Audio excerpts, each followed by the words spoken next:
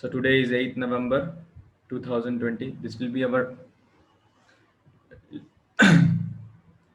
This is a new session in which you will be exchanging your thought on Indian society.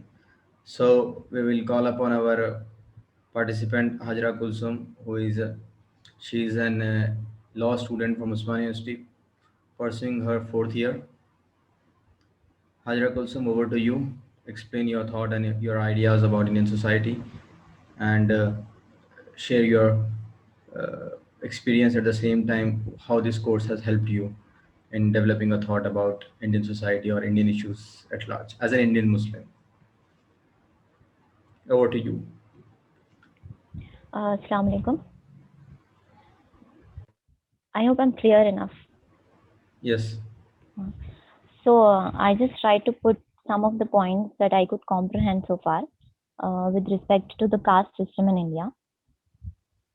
So amongst the different ideas Dr. Ambedkar presents that include the origin, the prevalence, and also the possible solutions, the most crucial to me has been the concept of endogamy, which I believe through my comprehensive understanding and also through the way Dr. Ambedkar puts it to be the soul of the caste system that keeps it going.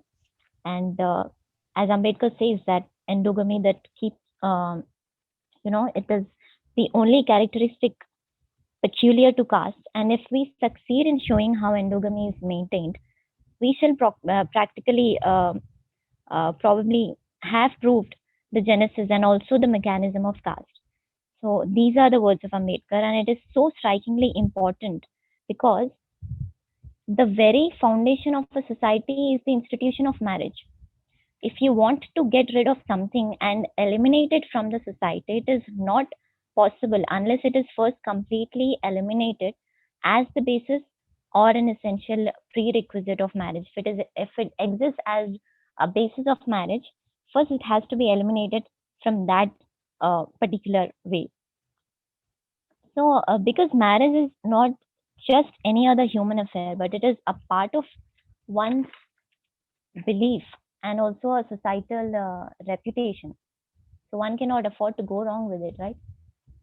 So this notion of regarding marriage between people belonging to different castes as sacrilege has led to the persistence of caste system, and this belief regarded as say a divine command is the greatest barrier to any social reform or social uh, struggle against this system.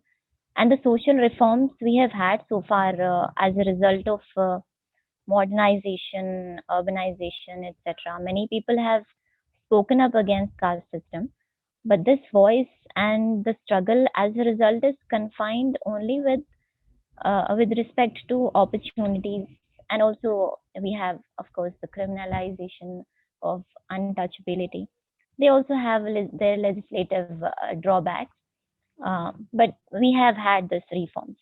So it is like only the symptoms have been treated and continue to be treated, but the cause of the disease, that is, the response, the something which is responsible for its growth, its persistence, is not addressed as such. And it will be interesting to know that as per our data in 2011, 2011, the rate of intermarriage in India was as low as 5.8%. Yeah, 5.8%. And there is another interesting finding. There is a geneticist from Harvard University whose name is David Reich. He states that the degree of genetic differentiation that exists among the caste group in India is at least 3 times greater than that among European groups separated by similar geographic distances.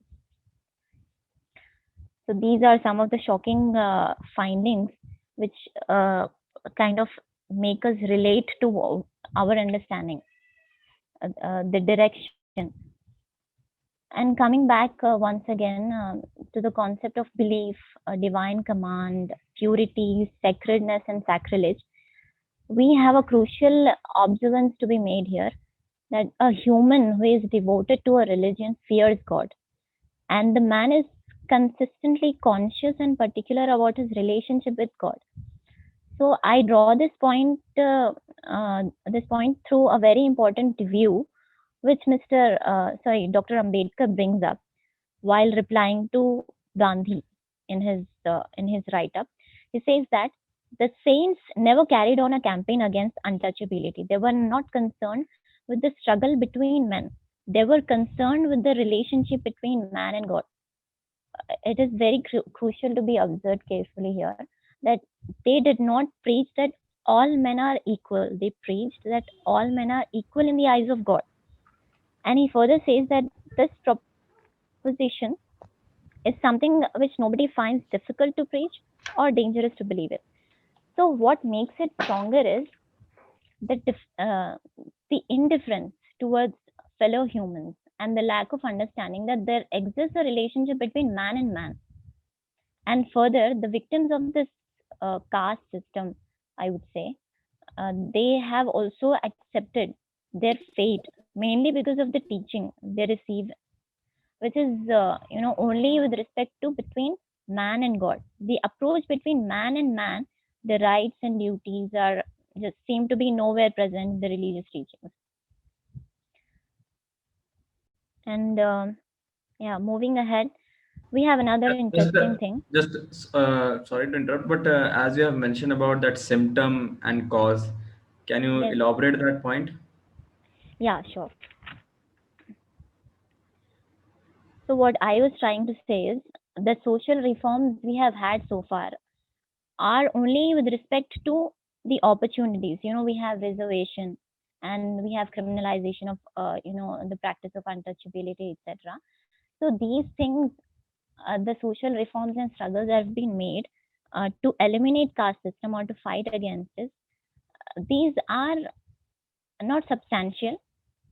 And it is like, when there is a disease, only symptoms have been treated, and the cause, what I mean to say is the cause underlying is more than opportunities and just untouchability. And it is, and also believe So, that, what could be the cause, matlab, for you by reading?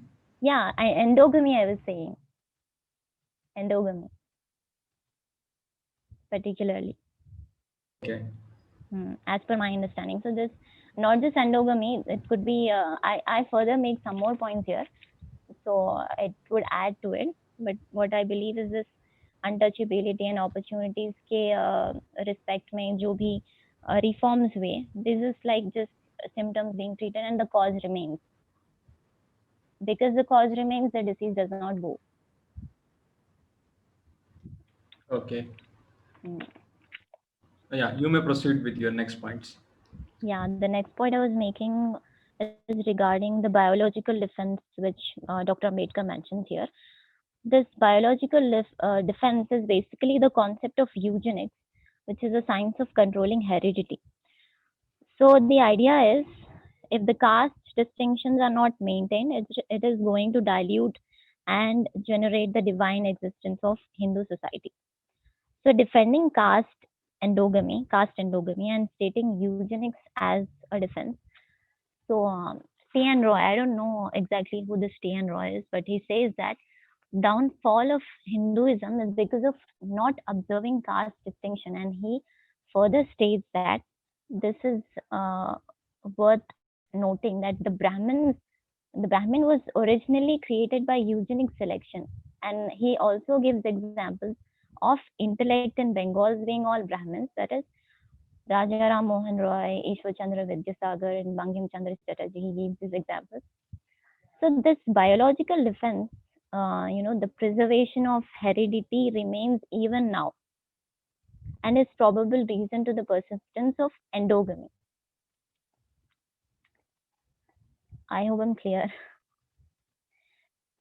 And here, notably, one more Yeah. thing I would like to say about No, eugenics is, yeah, we will pause for here because I would like to know from other side also the participants. Do you have any yes, questions with please. regard to the what Kulsum is trying to assert, or you can add on, or you can ask a question to her. That could be very much interactive and helpful for us to understand the issue.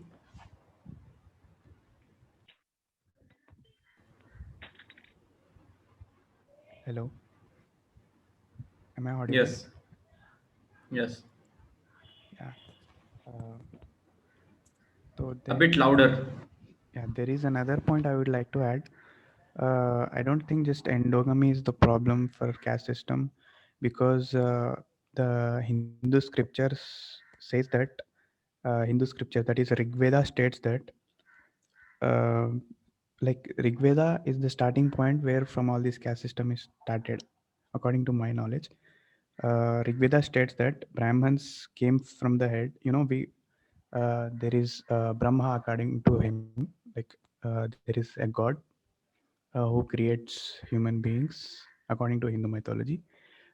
He says that Brahma created Brahmins from the head, Kshatriyas from the hands, Vaishyas from his thighs, and Shudras from his feet. And the Shudras are uh, like they are these lower caste community. So according to those, they are treated like, since they are resembled to the feet, they are treated like lower caste. Okay.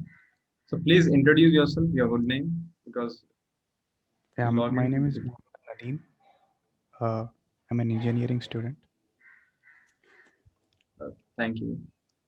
Yeah. So, Kulsum, you are speaking about that Gandhi and Nehru's discussion about the caste. Can you throw Yes. some light on that? Mm, Yeah, I just found that reply to be interesting. What he replied to Gandhi while Gandhiji was actually defending the caste system. I just wanted to add that to my to what I understood. I don't have anything more to add to it. So can I continue, please? You can continue. Yeah. Hmm. So this biological defense, which is eugenics, which is called as eugenics, it is also notably this practice and the idea of eugenics is said to have led to Hitler's final solution in Germany. So we can know how dangerous it is. And I further want to say that simply calling for brotherhood is not going to help. And one more thing is, we realize here the social reforms proposed or the small attempts or efforts made like intercaste dinings, meetings, mingling, uh, which has not been achieved actually, uh, and also intercaste marriage, which has not been achieved to any considerable extent though. These attempts are meager without making people understand the right divinity, without realizing the responsibilities and the relationship between man and of course it's coming back again to the same point that they need to understand the relationship between man and man.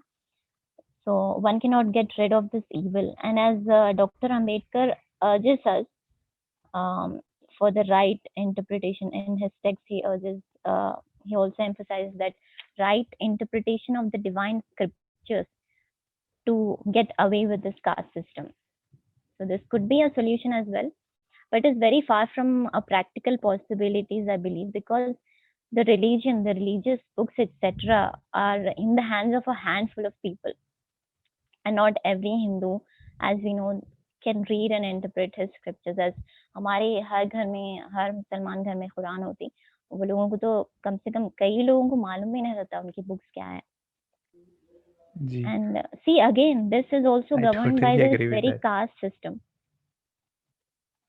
This I the totally agree with that. बहुत सारे जी दोस्त है मेरे जो when I ask them about the religious scripture, they just say like, why it is around 16,000 pages. How would you expect me to read it? yeah So, and there is Bhagavad Gita too, which is like a summary of all the Vedas. But then okay. they don't read that too. Hmm. They just follow the culture. Culture is different from religion. I also heard from a friend that they are not allowed to read. That's only the Brahmins who have to read it and preach it to others. Yes. Yeah. Brahmins Yeah. are like according to their mythology, Brahmins are the top. Next And they are Kshatriyas. the priestly one. Uh, Yeah. So and what? Kulsum, just Yeah. I will interrupt and just I would like to know from you about that. You said that the notion of brotherhood will not be helpful. You Yes. have mentioned that. So what is the reason for which you are saying this? मतलब मेरा मतलब ये था कि हमारे जितने भी lectures अभी तक भी हुए, मैं पिछले एक जो ऑथर की तरफ से अपना लेक्चर हुआ था उसमें भी मैं ये सुनी थी कि पहले ये चीजें होती थी कि मतलब बुलाना, मिलाना, बैठना, उनके साथ मिलना, बात करना, और ये जो चीजें हैं इंटर डाइनिंग एक्सेट्रा, मिलके खाना, मिलके रहना, तो this is a kind of calling for brotherhood. So what I believe is these small efforts are not going to help to a greater extent. तो जो roots है, तो that has to be dealt with first.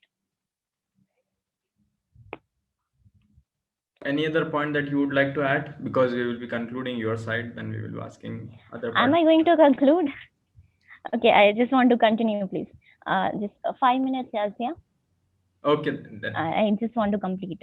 Okay. So I was talking about this religious books are not even in the houses of every Hindu.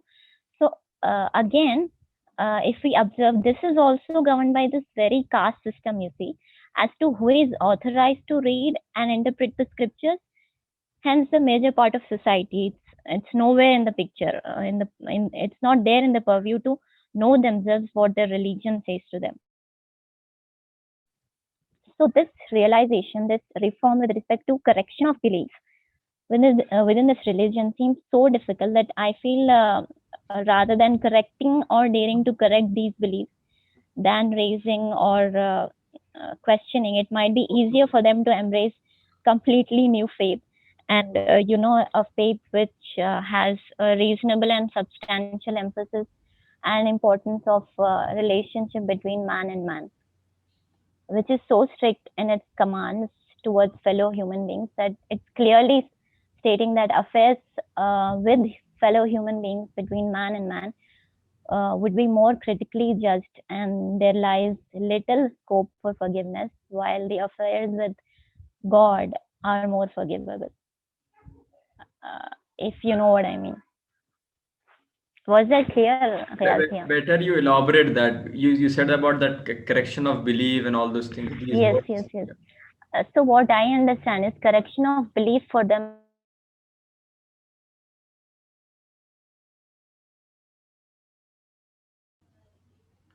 Hello, you're Sorry, not audible. voice is not audible. Yes, yes.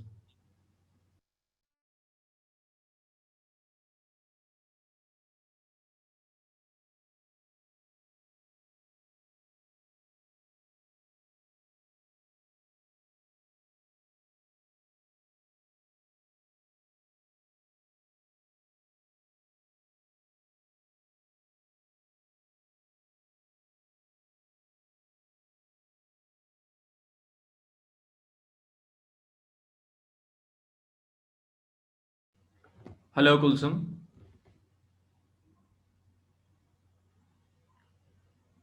We will wait for a while.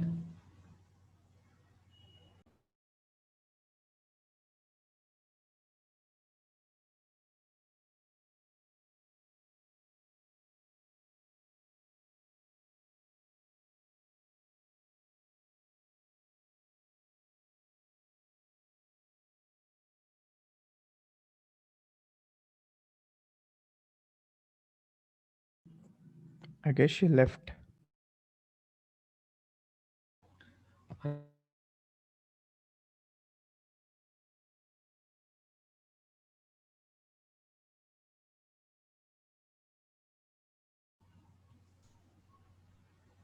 Hello. Hello? Kulsum? Yeah. अभी आ रही है आवाज? Yes. Fine. जी जी. तो मेरा बोलने का मतलब ये था कि अपने आप को अभी जो उनका बिलीफ है उसको करेक्ट करने से उनके लिए ये आसान रहेगा कि वो कोई कंप्लीटली दूसरे फेथ को अपना लें. I don't know if it's completely a conjecture, but I believe so. Okay. Yeah. So any other point that you would like to add, because other participants are also waiting? I request you to Um, conclude fast in 2 minutes. yeah, I actually wanted to make a point. Yeah, at a point, Ambedkar says that Brahmins are definitely guilty of many things, but the imposition of caste system on non-Brahmin population is not their effort completely. I mean, they can't be held responsible for that completely. So these observations help us break down the complexity and also clear our path. I just want to put forward what I understood. Okay, and also Ambedkar says that preaching did not make it happen completely. Preaching was also not completely responsible for this. So to understand this particular statement as and to make it more clear, um, of course, this does not mean that it is limited to only these 2 points, but the immediate thing that comes up is the closed door theory, if you people are aware of it, which could be a possible reason as well. As the text reads that at some time in the history, back in the history of Hindus, the priestly class socially detached itself from the rest of the body of people. So what I mean to say, uh, what is not to be observed is until then, when this society detached detachment, this sorry, I'm being confused.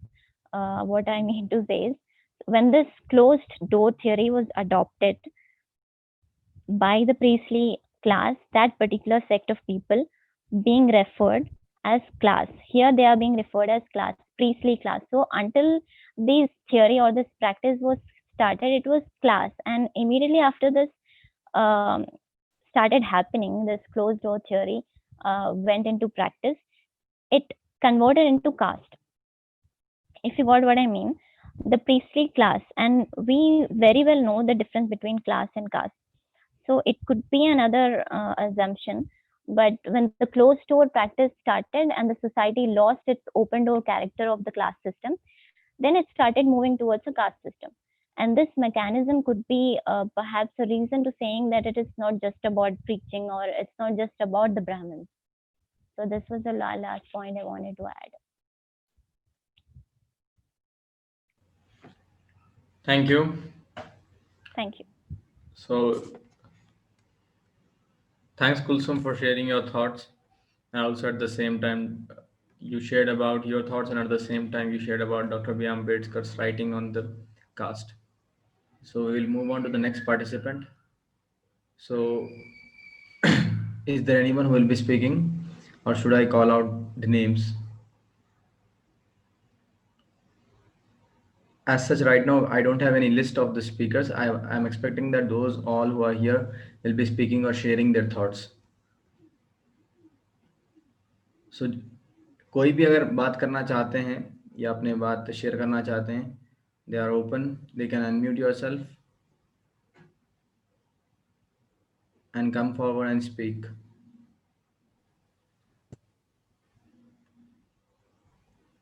Can I just add to what Harsh said? Yes. थोड़ा बहुत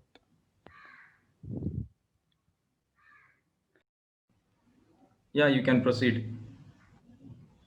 जी तो what it was said that um, since उन लोगों के religious, can I proceed in Urdu or like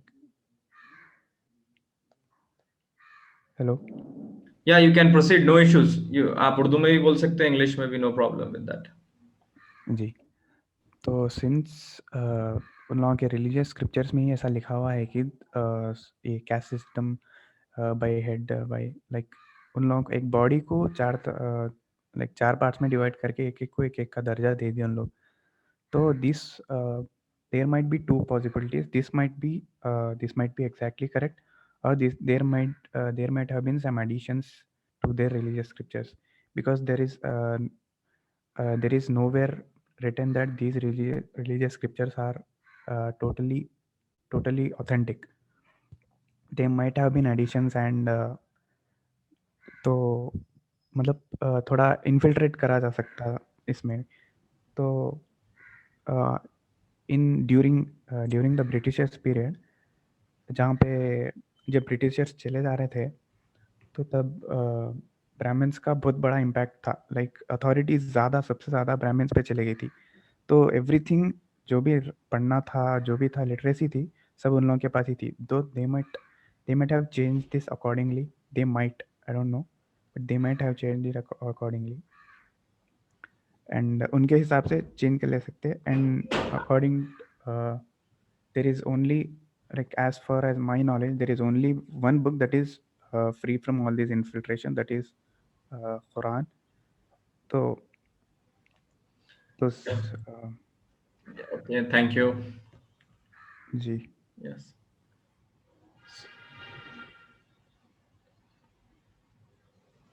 I guess Junaid, Mohammed Junaid, who was also he was also a co-host in our programs, and at the same time he's an engineering student, and he was very much part of the organizing team.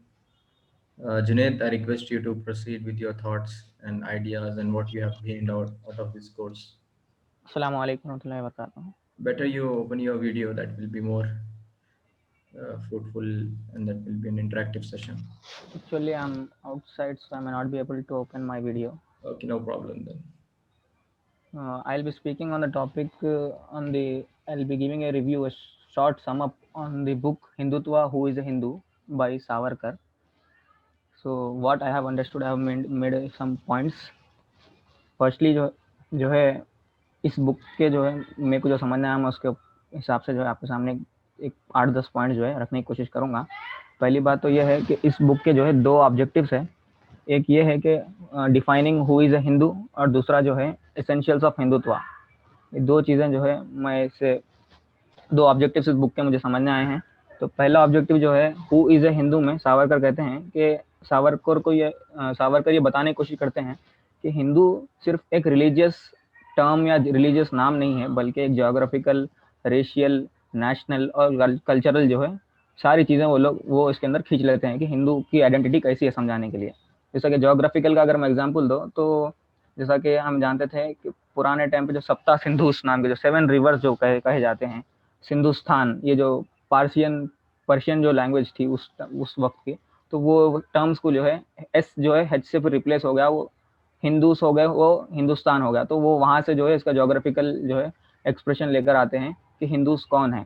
फिर आगे वो ये चीज़ को argue करते हैं कि Hindus जो है, जो इंडियन सॉइल में जो लोग जो है बॉर्न हुए, जो लोग पैदा हुए, वो लोग जो है हिंदू कहलाते हैं।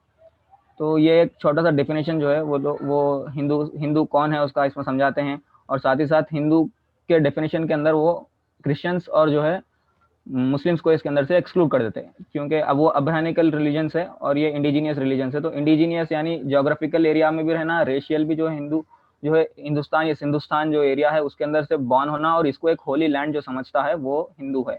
ये बात जो है इसके अंदर वो साबित करने की कोशिश करते हैं। फिर उसके बाद इस डेफिनेशन को पेश करने के बाद सावरकर जो है अपने रीडर्स को हिंदुत्व से इंट्रोड्यूस कराते हैं। वो कहते हैं कि इस पूरे हिंदू जितने लोग हैं, जितने इसके अंदर कैस्ट है, सब लोग यूनिफाई होकर जो है अपनी कल्चर के सब चीज़ों के ऊपर जो है यूनिफाई हो गए। इस्लामिक इन्वेजन जो हुआ था, जो इन लोगों को सप्रेस किया गया था, उसके खिलाफ हमको आवाज़ उठाना है, और जो हिंदुत्व का जो है इंट्रोड्यूस इसके अंदर रखते हैं। तो उस हिंदुत्व के इंट्रोडक्शन के अंदर वो जो है 3 जो है एसेंशियल्स इसके अंदर मेंशन करते हैं। पहला एसेंशियल ये है कि हिंदुत्व इज ए पर्सन, मतलब हिंदुत्व वो है, वो इंसान जो है हिंदुत्व का आदमी हो सकता है जो कि हिंदुस्तान के अंदर पैदा हुआ हो। दूसरी चीज़ ये है कि सेकंड एसेंशियल वो ये बताते हैं कि उसकी जो जनरेशन है वो भी जो है, अगर वो पैदा ना हो भी हुआ तो उसकी जनरेशन जो है हिंदू रेस में से या फिर सिंधु रेस में से जो है उसकी वो जो है खून का जो रिश्ता उसका होना चाहिए। फिर तीसरा एसेंशियल वो आगे बढ़ते हुए कहते हैं कि कॉमन सिविलाइजेशन का रहना कम से कम, मतलब यानी उसका जो है common literature, art, laws, festivals ले लीजिए, या फिर प्लेसेस ऑफ पिलग्रिमेज, ये सब चीज़ें जो है उसकी कॉमन रहना। तो वो जो है हिंदुत्व का जो है इंडिया के अगर 7 जो रिवर्स है वो बॉर्डर के अंदर वो आया, तो वो हिंदुत्व का आदमी हो सकता है जो कि मुसलमान और क्रिश्चियंस के बिल्कुल अलग है। तो ये कुछ पॉइंट जो है मैं एक्सट्रैक्ट किया था उस बुक को जब मैं स्टार्ट करा था, पूरी मुकम्मल उसका मुताला तो नहीं हुआ। और साथ ही साथ और एक चीज़ मैं ऐड करना चाहूँगा कि rise of religious extremism in India के ऊपर मेरे पास एक टाइमलाइन मौजूद है। मैं कुछ पॉइंट्स निकाल कर एक टाइमलाइन बनाया था कि आरएसएस के फॉर्मेशन से लेकर 2014 तक जो इवेंट्स हुए, इंशाल्लाह मैं आपके सामने वो पेश करूँगा कि 1925 सितंबर के अंदर जो है आरएसएस फॉर्म हुई फर्स्टली, तो जो कि हेडगेवर जो है फाउंड करे, जो कि आज जो है बताया जाता है कि world's largest voluntary non governmental organisation है। फिर पार्टीशन ऑफ इंडिया हुआ 1947 के अंदर। 1951 के अंदर जो है हमको भारतीय जनसंघ पार्टी जो है वो फाउंड हुई। उसके बाद 1977 के अंदर जनता पार्टी जो है फाउंड हुई। फिर 1980 के अंदर हम देखते हैं कि जनता पार्टी अटल बिहारी वाजपेयी जो लीड करते थे वो क्या है इंटरनल जो है थ्रेड्स कॉन्फ्लिक्ट्स की वजह से डिस्पर्स हो गए। फिर एक जो है भारतीय जनता पार्टी ऑफिशियली जो है 1980 के अंदर फॉर्म हुई। फिर 1980 के अंदर जैसा ही वो फॉर्म हुई उसके बाद से जो है 1992 के अंदर जो है अयोध्या का जो बाबरी मस्जिद का जो क्राइसिस है वो शुरू हुआ। उसके अंदर जो है बाबरी मस्जिद गिराई गई, सारी चीज़ें जो है वो आया। उसके बाद फिर जो है 1996 के अंदर जो जनरल इलेक्शंस थे वो टाइम पे जो है बीजेपी जो है सिंगल लार्जेस्ट पार्टी लोकसभा के अंदर साबित होते हुए इंडिया के जो है गवर्नमेंट बनती है, जिसके अंदर कोई कोलिशन जो है नहीं रहता, बल्कि वो सिंगल लार्जेस्ट पार्टी के हिसाब से बीजेपी इलेक्शन जीतती है। फिर 1998 में फिर से जो है बीजेपी अटल बिहारी वाजपेयी के साथ जो है मेजॉरिटी गवर्नमेंट बनाती है। 2002 फरवरी के अंदर गुजरात राइट्स होते हैं और फिर बीजेपी जो है 2004 के अंदर अटल बिहारी वाजपेयी प्राइम मिनिस्टर होते हुए भी यूपीए के साथ जो है उस इलेक्शन को हार जाती है। तो उसके बाद जो है 2014 में हमको लैंडस्लाइड विक्ट्री ऑफ बीजेपी जो है हमको देखने को मिलती है। उसके बाद के इवेंट्स तो हम सब उससे आगाह है। तो ये कुछ छोटा सा टाइमलाइन था। उसके साथ साथ जो है हिंदुत्व का जो मतलब अगर बुक के बियॉन्ड अगर मैं जाऊं तो कुछ बातें ये हैं कि हिंदुत्व की स्ट्रैटेजीज जो है रूरल इंडिया के अंदर कुछ डिफरेंट है, ट्राइबल एरियाज के अंदर डिफरेंट है, दलित्स को किस तरीके से अफेक्ट करना वो डिफरेंट है, सेपरेशन ऑफ एजुकेशन के अंदर उन लोगों की हर एक चीज़ के अलग अलग ज़रूरी चीज़ें। तो हमें अगर हिंदुत्व के ऊपर पूरी चीज़ें पढ़नी है तो ये सारी जो है ब्रॉड टॉपिक्स जो भी है उसके ऊपर अगर हम कवर करें तो बहुत सारी चीज़ें मालूम होती हैं। रिसेंटली जो है सेपरेशन ऑफ एजुकेशन के ऊपर जब मैं उसका मुताला चल रहा था तो ये पता चला कि सेपरेशन ऑफ एजुकेशन के अंदर वो लोग जो शिशु मंदिर जो उन लोगों के स्कूल्स है उस स्कूल्स के अंदर किस तरीके से बच्चों को जो है इंडोक्ट्रिनेट करते हैं। तो उसके रिज्यूम में जो है 3 एक पॉइंट्स में लिखा था कि किस तरीके से उस आर्टिकल में भी और उस जो मुताले के दौरान में मुझे 3 पॉइंट्स समझ में आए कि हमारा जो है रद्द अमल क्या होना चाहिए आगे। तो उसके कुछ पहली बात ये है कि हमें चाहिए कि उमूमन जो पब्लिक हमारे पास है उनको जो है हिंदुइज्म और हिंदुत्व का डिफरेंस समझाएं, क्योंकि मोस्टली जो है हिंदुत्व वर्ड और हिंदुइज्म वर्ड एक तो प्रोनाउंसिएशन में ज़्यादा फर्क नहीं आता, दूसरी चीज़ जो है वो लोग उसको सेम टर्मिनोलॉजी समझ लेते हैं। बहुत सारे ऐसे नॉन कॉमन हिंदूज है जिसको हिंदुइज्म और हिंदुत्व का फर्क नहीं मालूम, वो लोग वहाँ पर हिंदुत्व के बारे में बात करते होते हैं, ये लोग हिंदुइज्म समझ के उसको फॉलो करते जाते हैं। तो ये एक ज़रूरी चीज़ है कि मैं समझता हूँ कि हिंदुत्व और हिंदुइज्म का जो है डिफरेंस हमें लोगों को समझाना चाहिए। और आज के जो प्रोफेशनल्स है, इंटेलेक्चुअल्स है, दूसरी चीज़ ये है कि इंटेलेक्चुअल्स रहने दीजिए, जर्नलिस्ट रहने दीजिए, हम लोग जो लोग इसके ऊपर पढ़ते हैं, हमें चाहिए कि जो क्रिटिकल इवेंट्स थे पास्ट हिस्ट्री के अंदर उसके ऊपर जो बायस ये लोग डाल के रखते हैं उस चीज़ को हमें दूर करना चाहिए। रिसेंट जो 1980s के अंदर जो है बीजेपी जब गवर्नमेंट फॉर्म करी थी उसके बाद जो है वो लोग एनसीईआरटी के जो बुक्स थे उसको डायरेक्टली जो है चेंज करने की बहुत सारी कोशिश की है कि उसके अंदर के जो इवेंट्स थे वो लोग जो अपने आरएसएस स्कूल के अंदर जो बुक्स पढ़ाते थे 4th 5th क्लास तक। हमें ऑडिबल आवाज़ आ रही है? हाँ आ रही है आवाज, यू कैन गो ऑन। जी, तो आरएसएस स्कूल्स के अंदर वो लोग जो किताबें जो है प्राइमरी स्कूल्स को पढ़ाते थे वो कंटेंट जो उन लोगों का था उस कंटेंट से जो है बाद में एनसीईआरटी के बुक्स अब जब पढ़ते थे, जैसा कि गांधी को वो लोग जो है एक कंट्रोवर्शियल फिगर बताते हैं, तो बाद में एनसीईआरटी बुक्स में उसको जो है आगे बढ़ाया जाता था, तो एक कॉन्फ्रंटेशन रहता था। तो ये चीज़ों को हटाने के वास्ते वो लोग डायरेक्टली जो है एनसीईआरटी की बुक के अंदर चेंजेस चलाने की कोशिश करें, लेकिन बाद में जैसा कि बड़े बड़े ऑथर्स है, रोमिला थापर है, बिपिन चंद्रा, ये लोग के तरफ से और बहुत सारी पब्लिक जो है इसके ऊपर जब डिफेंड करी तो वो नाकाम हुई कोशिश। और आज जो है हम देखते हैं कि बिल्कुल एक मैच्योर्ड तरीके से वो लोग क्या करें कि एनईपी पॉलिसी लेकर आए, प्राइवेटाइजेशन वगैरह वगैरह बहुत सारी चीज़ें उसके अंदर मौजूद पाई जाती हैं। तो चाहिए कि स्कॉलर्स को चाहिए और इंटेलेक्चुअल्स को चाहिए कि वो पास्ट इवेंट्स के जो क्रिटिकल इवेंट्स है उसके जो अंदर जो बायस और जो रॉन्ग क्या कह सकते हैं रॉन्ग चीज़ें जो भर दी है उसको हमें ख़त्म करना चाहिए। और दूसरी बात यह है कि आरएसएस इसका सेपरेशन ऑफ स्कूल्स का हम जब बात करें तो ये लोग करते हैं ऐसी जगह पर स्कूल डालते हैं जहाँ पर जो है स्कूल्स पहली बात तो मौजूद नहीं है और इतनी कम फीस में रखते हैं ताकि जो पुअर पीपल मतलब जो बिलो पॉवर्टी लाइन के लोग हैं वो लोग चाहे उसकी एक आइडियोलॉजिकल गिफ्ट उसके साथ मिल रहा होगा लेकिन साथ ही साथ जो है वो लोग उनके साथ जो है पढ़ाई तो मिल जाती कम से कम बोल के वो लोग उसके अंदर आगे डालते हैं। तो गवर्नमेंट और एनजीओ को ये काम करना चाहिए कि लैक ऑफ एजुकेशन जो वहाँ पर है उसको दूसरे अल्टरनेटिव्स के साथ अगर हम करें तो आरएसएस स्कूल्स को जो है डिफेंड कर सकते हैं।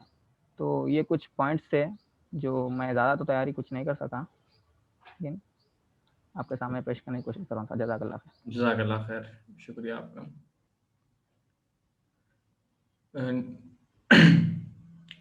जिस तरह से जुनैद आए हैं, आप सभी से गुजारिश है कि आप लोग भी आएँ और अपना इंट्रोडक्शन दें और अपने पॉइंट्स जो आपने समझे हैं हमारे सामने शेयर करें। सो एट द सेम टाइम आपकी अपनी समझ क्या है उस पर ज़्यादा फोकस करें। राइटिंग्स तो है, लोग तो लिख कर गए हैं, आपने से क्या मक़सद हासिल किया है उस पर आप अपनी तवज्जो रखें।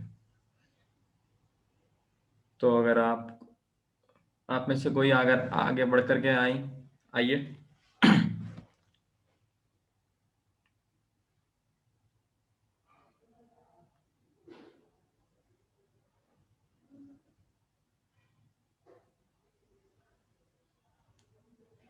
Sohaib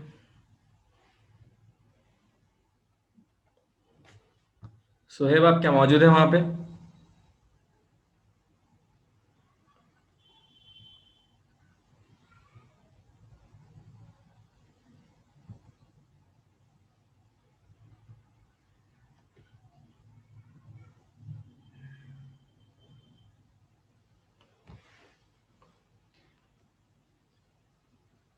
Hello, am I audible? Yes, you are audible. और हम में से कोई है जो आकर के अपने पॉइंट्स पेश करना चाहेंगे या अपने स्टडी का जस्ट बताना चाहेंगे हमको, और उसी के साथ उनका जो एक मिनिमम प्रोग्राम हो सकता है, कॉमन मिनिमम प्रोग्राम आगे चल करके ग्राउंड लेवल पे वो भी शेयर कर सकते हैं। वो मौलाना नौशाद साहब आप मौजूद हैं?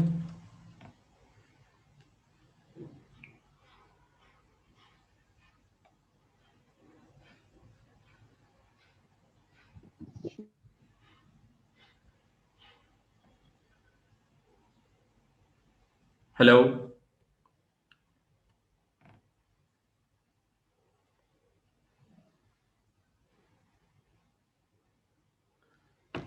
तो अभी हमारे सामने दो अफराद ने अपना रिव्यू पेश किया। एक है कुलसुम जो उस्मान यूनिवर्सिटी लॉ कॉलेज के स्टूडेंट हैं, और मोहम्मद जुनैद जो इंजीनियरिंग स्टूडेंट है और हमारे एक वन ऑफ द ऑर्गेनाइज़र भी हैं। उन्होंने अपना जिस्ट पेश किया कि उन्होंने क्या समझा है ये सारी चीज़ों से। उसके अलावा भी और कोई हजरात हैं जो अपने ख़यालात अपनी मुताले को एक जिस्ट के तरह पेश करना चाहते हैं तो वेलकम किया जाता है। That will be helpful for us. और ये एक मैं समझता हूँ कि 3 महीने से जो प्रोग्राम चल रहे हैं हमारे, ये एक ही ऐसा वाहिद प्रोग्राम है जिसके अंदर हमने कोई गेस्ट को नहीं बुलाया, बल्कि आपसे हम सीखना चाहते हैं या हम सब एक दूसरे से सीखना चाहते हैं। तो इस मौके को अच्छा जानते हुए आपसे गुजारिश है कि आगे बढ़ें और अपने ख़यालात पेश करें, या आप जो कुछ पढ़ रहे हो वो हमारे सामने आकर के पेश करें।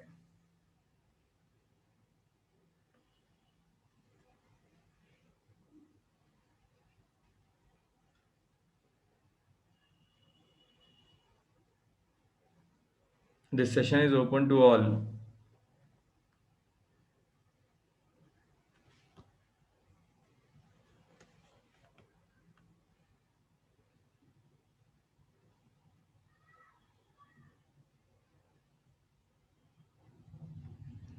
Okay, I think I should add something on these issues. So moving on first to the first part of our discussions, that was on caste, annihilation of caste, and then caste in India and mechanisms. So I will go directly to the latter pages of mechanisms of caste, in which he discusses about Dr. B. R. Ambedkar discusses about the theory of imitation. So this is very beautiful discussion about imitation. So he says that The whole Hindu society is based on imitating the Brahma, that is demigod. So every one of them are imitating. So here is a phrase of Dr. B.R. Ambedkar on page number 27. What he says that imitation is easy and invention is difficult. So ultimately, I will conclude here. Those castes that are near to the Brahman have imitated all the three customs and insisted the strict observance of that. So what are those three customs? Are like first is a sati, and then child marriage, and another is about the jinau. So just I will just to explain you about this one single phrase. If you go and interact with the people, you will find that various caste groups are there in Indian society. So each one is different, each one culture is different, rituals are different, customs are different.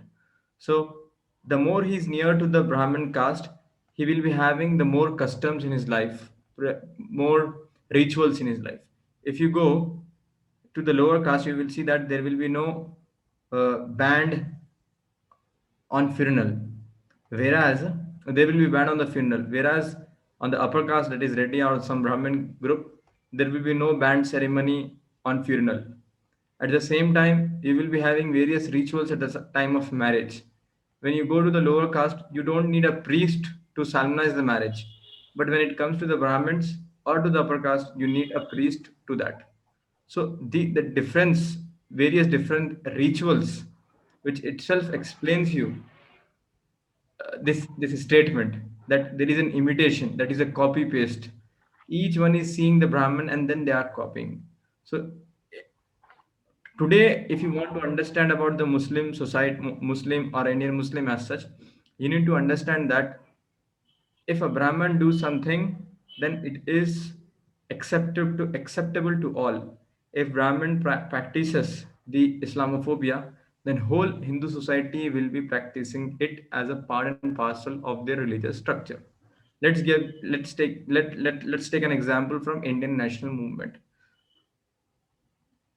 From the starting, from the day one, what Ambedkar writes about Congress is that it is a Brahminical body. And he says that whole leadership of the Congress comes from Brahmins, and whole leadership of the majority of them, or the political or the office bearers of the Congress, are Brahmins. At the same time, they are Hindu society, Hindu people. And just if you go with the Constituent Assembly, almost 80% of the people were of Brahmin caste and the Kahitas. So, when these people said that the Britishers are foreigners and it is a time to liberate India from these people, then whole Hindu society came up and fought against the Britishers. And now, if this small segment of society says that the Muslims are foreigners, then they are bound to accept that Muslims are foreigners. So, just take an example of Indian national movement. So, although it started in 1857, but for the mass movement, it started only after 1900, and that too when Congress gave a call for complete independence. So you need to understand that when Indian national movement got a mass appeal, so obviously Gandhi also played a major role in that. And just I will add for the further discussion or for the further understanding about the issue. Like Junaid has said, that to tackle Hindutva, it is must that we should have an alternative history or alternative understanding about historical facts. So it is said that Mahatma Gandhi was killed because of his appeasement towards Muslim society or Muslim interest. So the journal narrative or popular narrative is that Godse killed Gandhiji because Gandhiji was insisting on Congress by saying that it is a duty of the Indian government to pay about some 5 crores or something, or 10 crores around, to Pakistan as a partition, because partition was not just about land, it was about the wealth, it was about army, it was about everything that was in United India. So the Congress was saying that no, we will not pay to the Muslim League or Pakistan because they will be funding the tribal people in Kashmir, and that will amount to invasion of India. So indirectly, India is funding to that invasion. So that was the reason for which uh, And Gandhi was saying this, and that is the reason why Godse assassinated the Gandhiji. This is the popular narrative. Just I will go back in the history and just I will share some more facts on that. So first thing is that this was not the first time that Gandhiji was assassinated. This was not the first attempt on which Gandhi assassination attempt was done on Gandhiji. Assassination attempt. This was the fourth attempt. There was a first attempt in the year 1914, I think. So the reason for which Gandhiji was these assassination attempts were there on Gandhiji was that, as per my understanding about this historical fact, is that the moment Gandhiji called the untouchables as Harijans, that is untouchable, or Harijan means the people, the children of God. First thing. Second thing is that when there was first attempt, at that time there was no demand for Pakistan. On second attempt also there was no demand for Pakistan. I may be wrong in the dates, but I will give you a relevant timeline. That is 1924, 1930, again in the mid of Second World War. So on this three timeline, there was an attempt on his life. And at that point of time, there was not a single discussion about Pakistan, not a single discussion about Muslim partition and so and so. But what were, and in these three attempts, finally in the fourth he succeeded. Godse. In the three attempt, out of these three attempts, Sevakar, that Godse was very much active in the third attempt. Before that, the same organization was also there in the first attempt. They were the fellows, or the students, or they were sharing the ideological thought, even though the people were not same. So what was the reason for which they did this? They attempted. As per my understanding is that before Gandhiji, the Indian freedom movement was limited to the urban class, that too often Brahmin. And Bal Gangadhar Tilak, he was not able to mobilize the people at the ground level. And Gandhiji thought that to make it a mass movement, it is must that he need to take up the peasants, that is farmers, and the lower caste people in the fold of Congress. And that's why the very first movement that Gandhiji started was of Champaran Satyagraha. A few people remember that Gandhiji first he started the Champaran Satyagraha. Champaran Satyagraha is like, it is in Bihar, wherein the peasants were protesting against that taxation, and Gandhiji led that movement. So that one single movement led to the mass appeal, or I should say, at that point of time, Gandhiji was declared as a national leader of India, and at the same time, the Congress was leading the freedom struggle. So, going along with that, there was an assassination attempt. So now, by reading the fourth attempt, or fourth, that is of 1948, that Godse shots the Mahatma Gandhi, you cannot say that this was the only reason, that Muslim appeasement was only reason. No, Gandhiji made the untouchables equal partner in this struggle. Before that, Bal Gangadhar Tilak was not ready to accept the untouchables or lower class as equal partners or equal workers in the freedom struggle. And with this strategy, the upper caste was disheartened, and they, at that point of time, again, if you remember that formation of RSS is 1924, and Hindu Mahasabha much prior to that. So these two factions left the Congress because of this attitude of Gandhi. And finally, he was assassinated in 1948. But what was the reason when there was no discussion about Muslim appeasement or Pakistan and all those things? Then why people tried to take away his life? So just by saying that there was a Muslim appeasement, that will not be enough. We have to speak. We have to come up and say that Gandhiji was assassinated because he dealt the untouchables as his fellow beings. Although there was a differences between Ambedkar and Gandhi, but Gandhi recognized the sorrows and the feelings, the sufferings of lower caste, and he tried to heal them. Although the mechanisms was totally different, but he recognized that this is our national issue that need to be addressed by Congress. and this was not acceptable by the followers of Bal Gangadhar Tilak. That's why few went with cultural movement, that is RSS, other went with Hindu Mahasabha. So just I am trying to elaborate, or I am trying to give you an comprehensive understanding about this one issue. If and if really Indian Muslims have to deal with with this group or with this ideology, they have to read about the historical facts. Not just reading will be enough for them, but developing their own narrative out of that. And I think this could be the best narrative to say that why Gandhi was assassinated. Gandhi was not assassinated because of his policies of appeasement, but he recognized, or he tried to heal the sufferings of lower caste, and this was not acceptable to the upper caste, and that's why in the name of Muslim appeasement he was killed. So we need to speak all these historical facts. This could be the few things. So if you anyone want to add on, then I will stop myself and you can proceed, or you can put few questions on this also. At the same time, you can raise other questions also. You are welcome. This will be an interactive session. We don't want to have a monologue. I assume and I expect that each one of you have read all those reading materials. Come up and speak. That is the most important thing. Reading will not be enough. Do justice to this group, because we are planning something more. If we could get the concrete contribution from your side. So come up and speak. Soeb Khan, Naushad, Maulana Naushad Sahab, and other few participants who are willing to speak.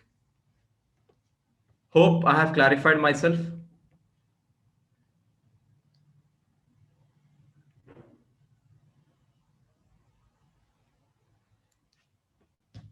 Hello, please respond.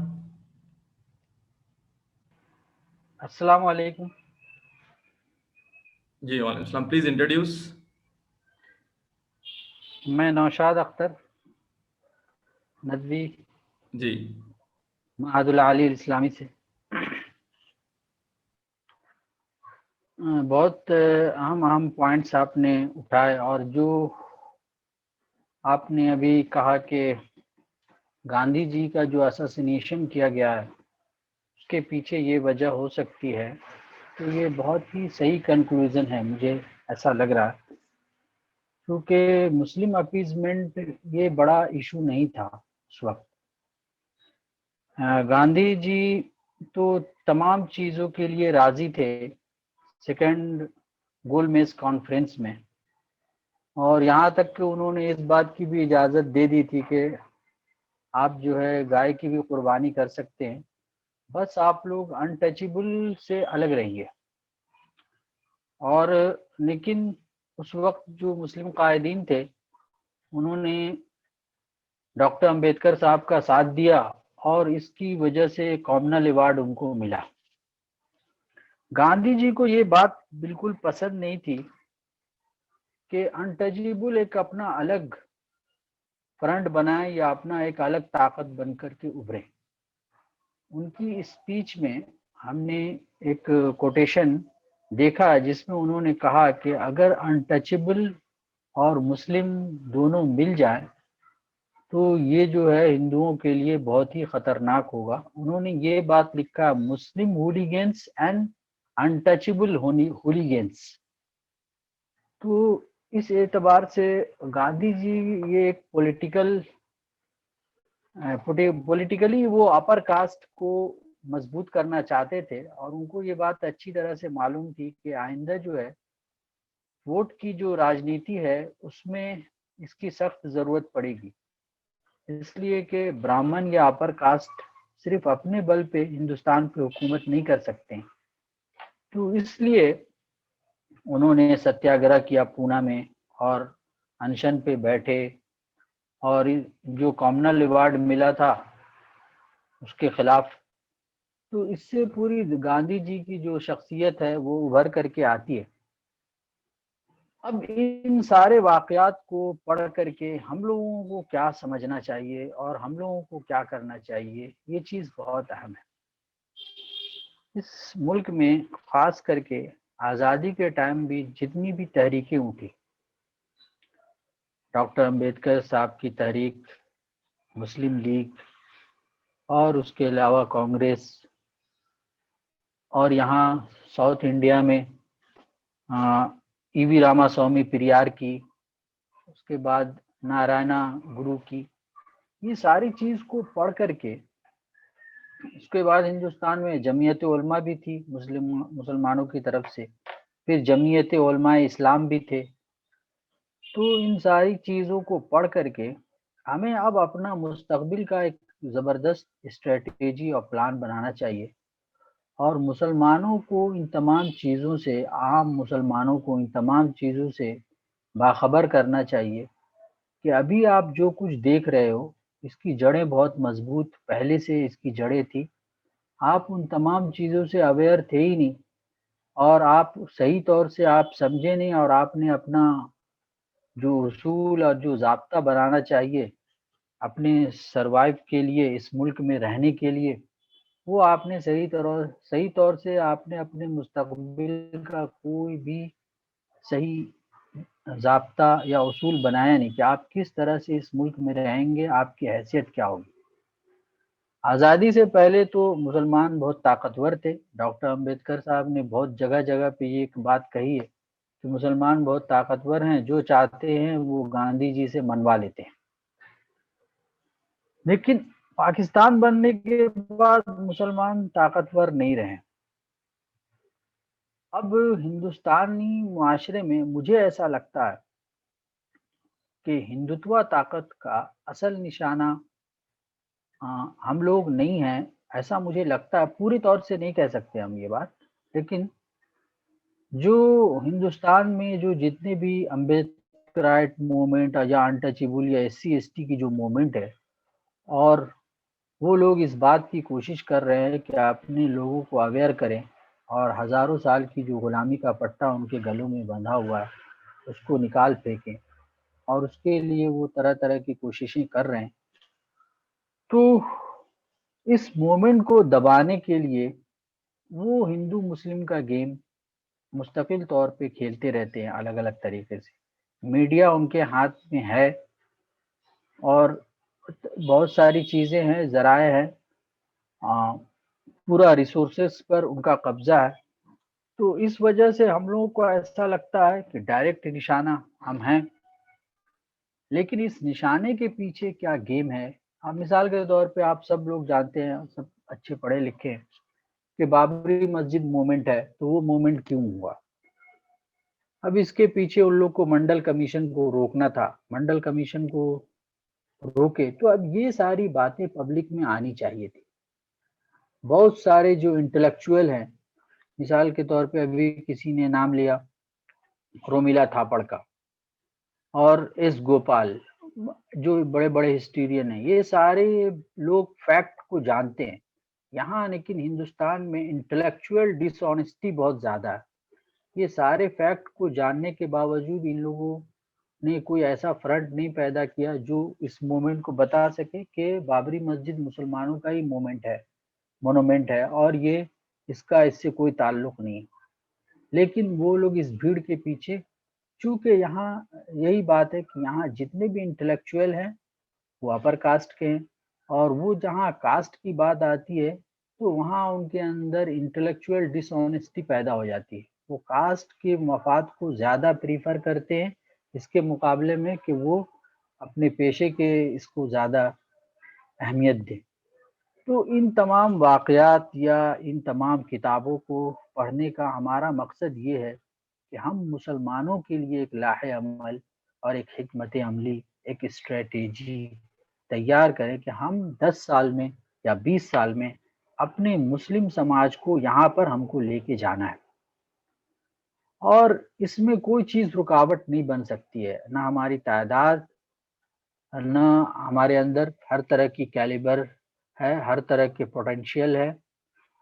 और इस मामले में मैं फिर कहूँगा कि हैदराबाद में बहुत ज़्यादा पोटेंशियल है, और हैदराबाद में हर तरह के काबिलियत है मुसलमानों के अंदर। हैदराबाद इस मामले में लीड कर सकता है पूरे हिंदुस्तान को, कि आइंदा जो है हमारा 10-15 साल वो हम किस तरह से अपनी मुस्लिम समाज को लीड करें और एक ताकत इनको बनाएं हर एतबार से। हमारे हिकमत अमली क्या होना चाहिए, हम अनटचेबल जो अम्बेडकराइट मूवमेंट है उनके साथ हमारा क्या मामला होना चाहिए, उनके साथ हम किस तरह खड़े रहें, और जो दूसरे मूवमेंट्स हैं मिसाल के ये आरएसएस और इस तरह के ब्राह्मण मूवमेंट्स, उनके साथ हमारा क्या रवैया होना चाहिए। ये तमाम चीज़ें हमको इन तमाम खाकों को सामने रख के, इन तारीखी हकायक को सामने रख करके तय करना चाहिए। तो इंशाअल्लाह इससे बहुत फ़ायदा होगा। आप में से बहुत सारे लोग ऐसे हैं जो बहुत सी तंजीमों से वाबस्ता हैं। मुझे पूरी उम्मीद है कि आप तमाम लोगों का ये मुताला जो है आइंदा के मुसलमानों की मतलब हिकमत अमली और मुसलमानों की रहनुमाई में बहुत काम आएगी।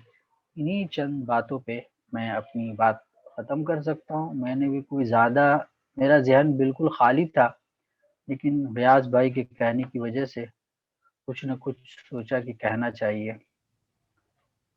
बस इतना ही। Jazakallah. Ji.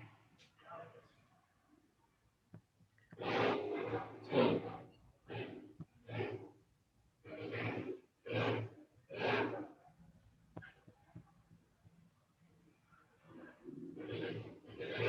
so we will move on to next participant.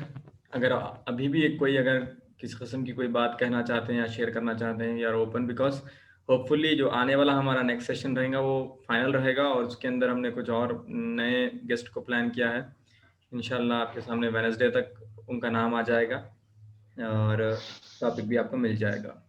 तो hopefully the next session will be our last session of this course, but before that, that doesn't mean we will be ending this reading club, but we'll be taking up a few new topics and a few other areas that we have not discussed. So hopefully I expect that you will be a part of that group also, and we are expecting something concrete out of that group. So if anyone would like to share their thoughts or their reading about the caste, Hindutva, and then as a Muslim experience, and are such as a Muslim, or what could a Islam can do in these discussions, what Islam has to do, or what Islam can do, that will be a fruitful conclusion of this session.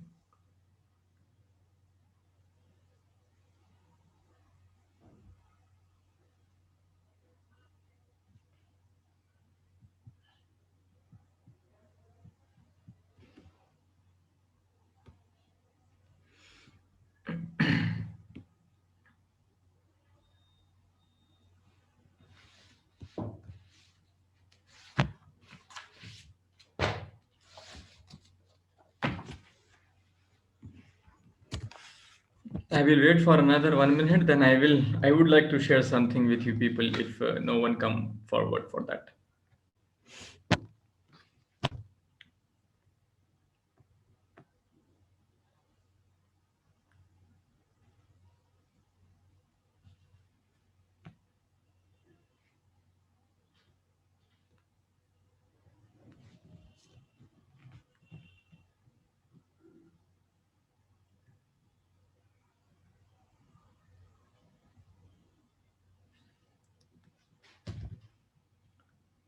Okay, then here are a few new points that I would like to share with you people with the current context.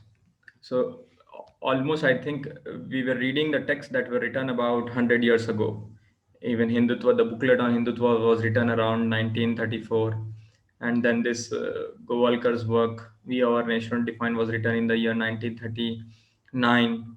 And Annihilation of Caste was written in 1936. So the relevancy of it is really questionable. What is being written in the text, that doesn't mean that is directly being translated on the ground. So just I would like to add upon, because when these things were written, there was nothing like institution, or the existing institutions were not there. The Britishers were the rulers, and the game, the rules of the game were totally different.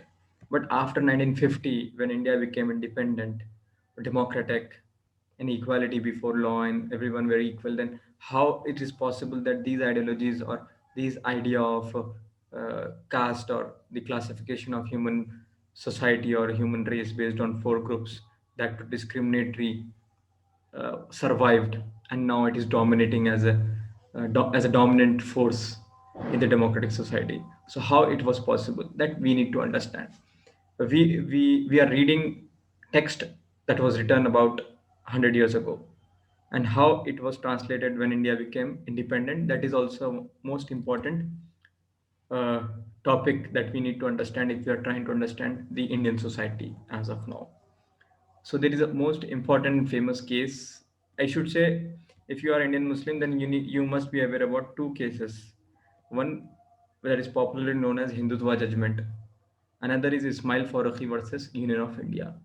So first, I will be dealing with the Hindutva judgment. In the year 1995, Supreme Court of India says that asking vote in the name of Hindutva is not a violation of electoral code. If you are aware about the election process, then a person can be uh, disqualified if it is proved that he has used the religion, caste, race, or language for seeking vote, and he will be declared or he will be disqualified from that electoral process even though he has a majority. So this case is the famous. This in the famous, it famously, popularly, it is known as Hindutva judgment. I will just share with you the parties, that is Manohar Joshi versus Nitin Baburao Patil and others. Murli Manohar Joshi, that is Manohar Joshi, who was in the cabinet and very close associate of Advani. So in the Maharashtra, this person uses the Hindutva word and said that the Hindu rule will be first established in Maharashtra and so and so. So the people went to the court and said that, declared these people disqualified because they have used Hindutva word, and using religion is a violation of electoral code and you are not supposed to do that, and declared them as disqualified candidates. So what Supreme Court of India says that Hindutva and Hinduism is different. Hindutva is a source of is a way of life, and Hindu is a religion, or Hinduism is a religion. So these two things are different. That's why using Hindutva is not a violation of election code, neither violation of any law, which means that this very law has legitimized the using of word Hindutva. First thing. So now, if you are Sir, can you please explain why these two are different? yeah, okay. So just I'm having that whole judgment in that. So just I will go first with the election laws. Election laws says that uh, there should be no use of any kind of caste, religion. I'm just reading about the relevant lecture of that. The corrupt practices. So the election law is there. People's Representation Act 1951, which says that the following are the corrupt practices in the election. Those corrupt practices are, just give me a moment, I will give you that.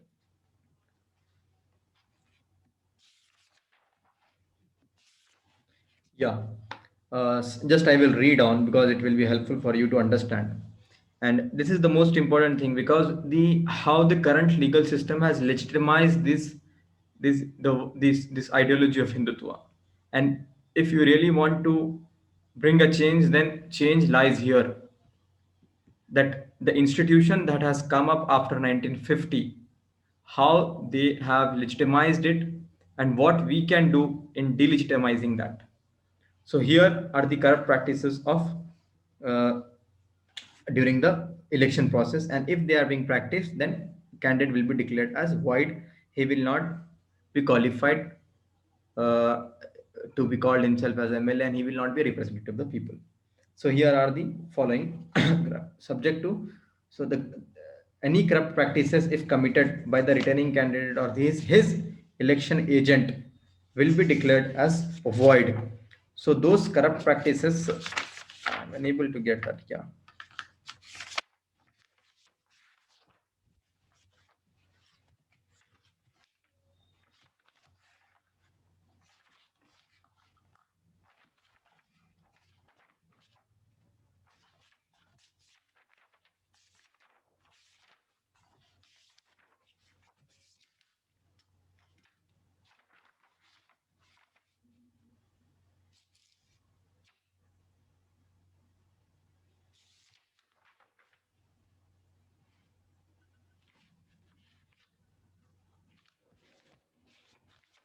Just wait for a while. Give me 2 minutes.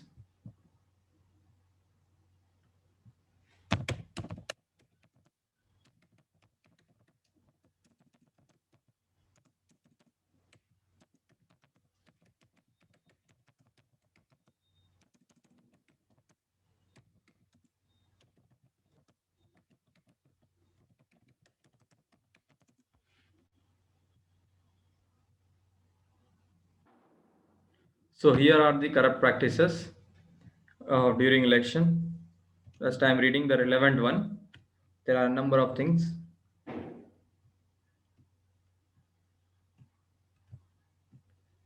Yeah.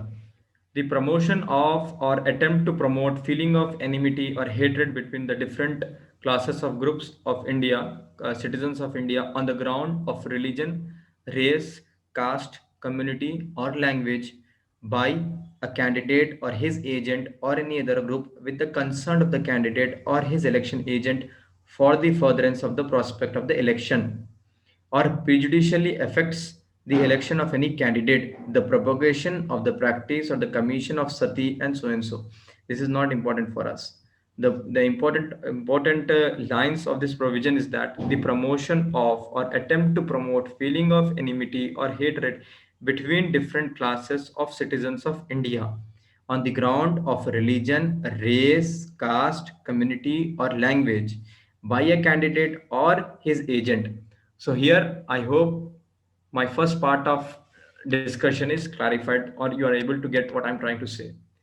So now the law says that the candidate is not supposed to use the religion, caste, or language or uh, any other thing that brings a disunity in the classes of India. And now in Maharashtra, the BJP and Shiv Sena alliance ask the voters to vote on the behalf of Hindutva by saying that they are the representative of Hindutva and it is duty, or I should say, uh, a religious angle was brought into this in that election, and there was a polarization, and Hindu voted collectively to BJP because they have used the word Hindutva. Now, when this case went to court, in the understanding of the court was that Honorable Justice Verma and Jagdish Sharan, they have accepted this narrative by saying that Hindutva and Hindu are two different things. Hindutva is a way of life and Hindu is a religion. And these two are different things or different thoughts, and asking vote in the name of Hindu religion is a violation of election law, and if someone has done that, then that is a void election. And if someone asks vote on the behalf of Hindutva, then it is a way of life, and he has not violated the code of conduct or election laws. That's why asking vote on the behalf of Hindutva is not a violation of election law. This is the understanding. Just I will read out the few paras if you are desirable or if you are willing to listen. Just please respond to this. Are you willing to listen to that proceedings of the court, or should I proceed with some other topic? I want, sir. Yeah. I want to we listen. want. Yes, Raz we bhai, want. can you send that documents? Yeah, I will share that. I will share that, obviously. Just I will read out that what the court has court or the submissions before the court were there. The word Hindutva by itself does not invariably means Hindu religion, and it is the context and the manner of its use which is material for deciding the word Hindutva in its particular context. This cannot be held in abstract that the mere word Hindutva by itself invariably must mean Hindu religion. The so-called plank of political party may at best be relevant only for appreciation of context in which the speech was made by the leaders of political party during the election campaign, but no more for the purpose of pleading corrupt practices in the election petition against a particular candidate. So court is saying that please mute yourself. Yeah. So court is saying that using the word Hindutva is not a corrupt practices during elections. So this decision or this judgment legitimizes the whole Hindutva word. Once the word is legitimized, then the narrative that are coming out of that word is also legitimized, and the law will not be able to stop that.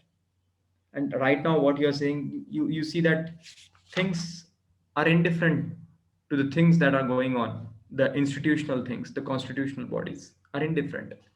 Reason is this judgment.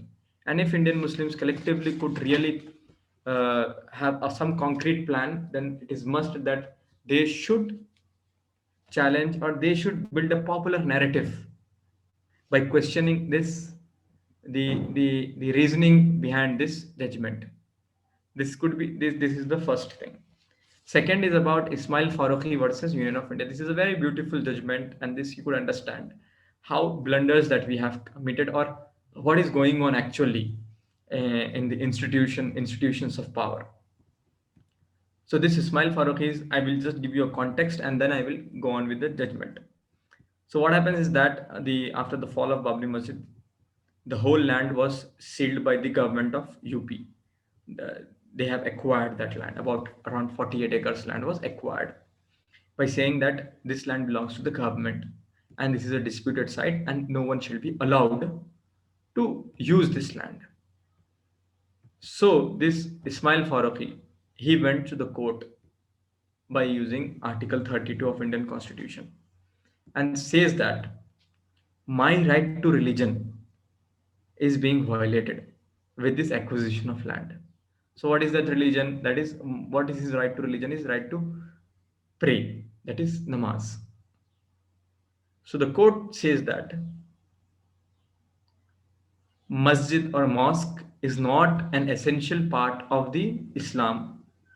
You are allowed to pray wherever you want to pray, on a ground, on anywhere, you can pray on a floor, on a ground, on a road, right?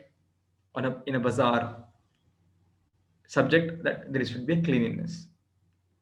So court says that under Article 25, right to religion, only essentials of religion is protected, and mosque is not the essential of Islam.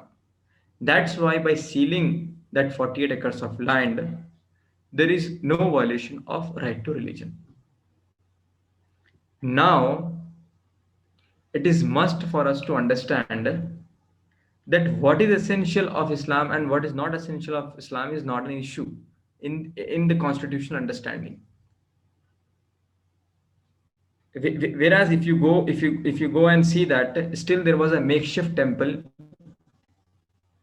in the present day Ayodhya, and puja and all those things are essential part of the Hindu religion. That's why that cannot be stopped. Whereas praying in the mosque is not an essential part of the religion. That's why it can be stopped by the state. So now you need to understand what is the logic. If someone is having if someone is having an essential of his religion, then he is allowed. If it is not essential, that is not allowed. So who gave this power to the Supreme Court to say that what is essential and what is not essential? That need to be discussed in our circles, not just in legal circles, but in every circle, that is social, political, and economical circles. First thing. Second thing is that this is the most important judgment of Ismail Farooqi versus Union of India that shattered the whole Muslim collectiveness or Muslim conscience. If today people are saying that the institutions of power or constitutional institutions are not protecting our rights, then they need to understand these are the few judgments that need to be challenged or need to be understood by us. Second thing is that again I am coming to that Hindutva judgment.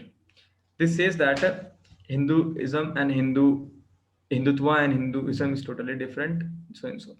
But if you read the essentials of Hindutva by Veer Sevakar, right? If you are clear, right? In this, he says that Hinduism is a facet of Hindutva. Hinduism is a facet of Hindutva. I hope I'm able to clarify yours, or if not, I will repeat this phrase. This understanding this phrase is the most important thing. Hinduism is the facet of Hindutva. Hinduism एक रुख है, एक छवि है हिंदुत्व की, which means Hindutva is a big circle and Hinduism is a part of that circle. It is not that Hindutva is a small circle and Hinduism is a big circle. No. In the words of Sevakar, Hindutva is a big circle and Hinduism is a part of that structure or circle. But in the understanding of Supreme Court, Hindutva and Hindu are totally different. So these things need to be questioned, and we as Indian Muslims have to question this understanding. See, remember one more thing. The problem of Indian society is not about the accumulation of wealth. Okay, every society has that accumulation of wealth, that is problem. But here there is an accumulation of knowledge, or knowledge is in the hands of few society or few caste. It is they who say what is right and it is they who say what is wrong. If they say that something is wrong, then everyone has to accept that it is wrong. And if they say that something is right, then everyone has to accept that it is right. So this power of declaring something right and wrong need to be questioned by us. Everything that is being, everything, see, if I am here, I'm sitting here, I can say that using laptop in this way is wrong and using laptop in that way is right. Using this one single laptop, you can have two questions, two answers on that. So in that way, for every single thing that you need to have your own narrative. You cannot be self-sufficient by discussing about your own religious personality. You should have to have an idea about every single thing that is a part of Indian society, which includes festivals, which includes god and goddesses, which includes every single thing, which includes historical personalities. You should have a narrative about Shivaji. You should have the narrative of everything. See, if you go with the Himalayas, there is a narrative about Himalayas. That is Kailash Parvat. You cannot be a blind person having no narrative about Kailash Parvat. You should have a narrative about Kailash Parvat. What is your understanding about Kailash Parvat? So here I conclude my thought, and hopefully in the next week we are moving to the concluding remarks or conclusion of our discussion, and hopefully we will be calling the one who came to the Muslim society. Hopefully one will be from the ex-Brahmin and other will be from ex-Dalit, and he will be interacting with us, and what as an Indian Muslim or Muslim, those who are born in a Muslim society, how they are irrelevant in the Indian society, and what made them to accept Islam, because everything is sufficient for a person. It is being projected in that way that Ambedkar is sufficient, or some other person is sufficient, or Indian constitution is sufficient. But why they opted for the conversion? And although it will be dealing with primarily with the ideology, or I should say with the words, I will add on because there is a time. If you see Persians, and whole our religious vocabulary is taken from them. or adopted from them or borrowed from them. First is about namaz and then roza. See, namaz is not an Arabic word. Roza is also not an Arabic word. These are the Persian words. And now, when we are using word namaz, which is translated as salah, so this is an civilizational transition. Is a Persian word. How it was possible that namaz and salah became equal in the religious understanding of people? And now, if you're asking and you're adamant by saying that you have to accept the word namaz, it is very difficult for them to accept it. You have to have some other word. Thought may be the same, practice may be the same, but word need to be changed. This itself, like you are a Muslim, and every one of us Indian Muslims are Muslims, but we are Muslim. That doesn't mean we are Arabs. We are if we are having Persian cuisine, that doesn't mean we are Persians. We are Indian Muslims, and who we are culturally, who we are. We are not Hindus in cultural sense. We are not Arabs in our racial sense. Our ethnicity is totally different. So it is good not to discuss these things, but living in Indian society wherein all these things matters, it is must that you need to discuss all these things. You cannot say that we will not discuss all these things. We will be discussing about God and then revelations and so on and so. For you, God is highly relevant subject, but to the society in which you are living, God is highly irrelevant subject. For him, thousand gods is a matter of pride. For you, thousand god is a matter of sin. How you are going to address this understanding, the difference of understanding over the issues?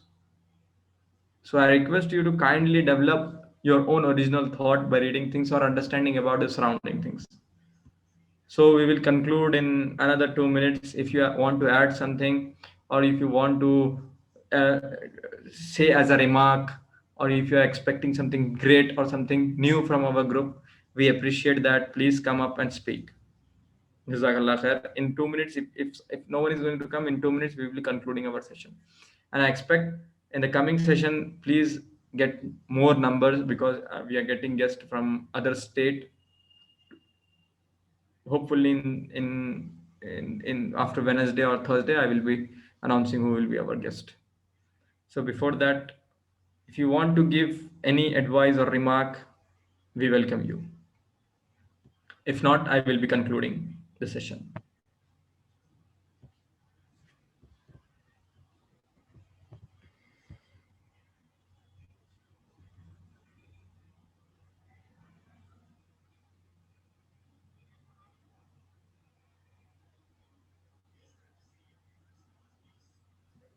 Hello अस्सलाम वालेकुम। Salam. ये गयास भाई, ये जो Hindutva judgement है, जी ये अलग से प्रिंटेड शक्ल में मौजूद है, किताब की शक्ल में? जी जी हाँ, मेरे पास है, आपको कभी शेयर करता हूँ मैं। अच्छा, यहाँ पे मिल जाएगी एशियन बुक इसमें? तो नहीं मिलेगी जी।